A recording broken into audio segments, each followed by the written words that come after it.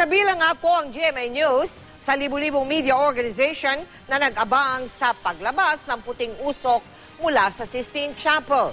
Ang pagharap ni Pope Francis sa libu-libong tao na bahagi na ngayon ng kasaysayan, personal ding tinutukan ni Ruth Cabal mula mismo sa Vatican.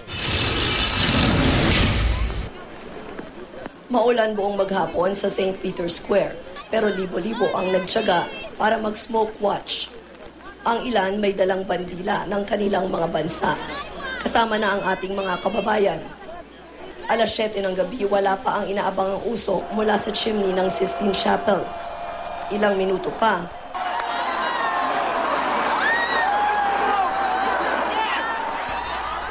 puti ang usok, Habemus Papam, mayroon ang Santo Papa. Sunod ang pagtunog ng mga kampana ng St. Peter's Basilica at lahat ng simbahan sa Roma.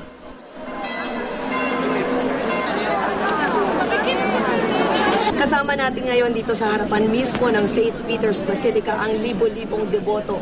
Hinahantay ang paglabas ng bagong Santo Papa dyan mismo sa harap na balkonahe. Umilaw ang balkonahe. Paglabas ng proto-deacon,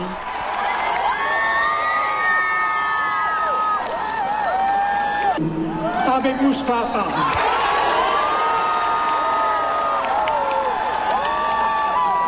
Dominum Georgium Marium, Sancte Romani Ecclesiae Cardinalem Bergoglio.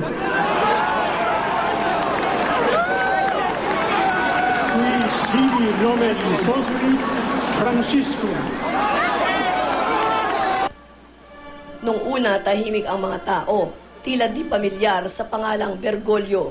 Francesco! Francesco! Francesco! Francesco! Francesco! Francesco! Francesco! Francesco! Francesco!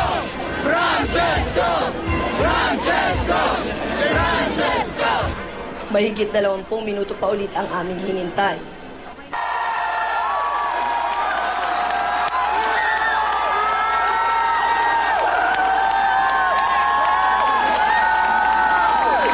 Santa Maria, Madre di Dio, prega per noi peccatori, adesso e nell'ora della nostra morte.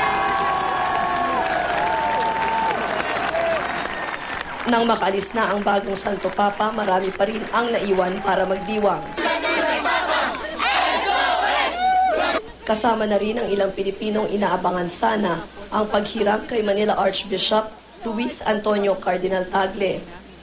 Yeah, it's a blessing in disguise na hindi si Cardinal Tagle. Kasi kailangan po siya ng Philippines. Kung ano po yung labas ng Santo Papa po ngayon, ay naayon po sa kagustuhan ng ating Panginoon. Pinagkaguluhan ng pamilyang ito na may flag ng Argentina, pati ang ibang turista nakikipicture sa kanila.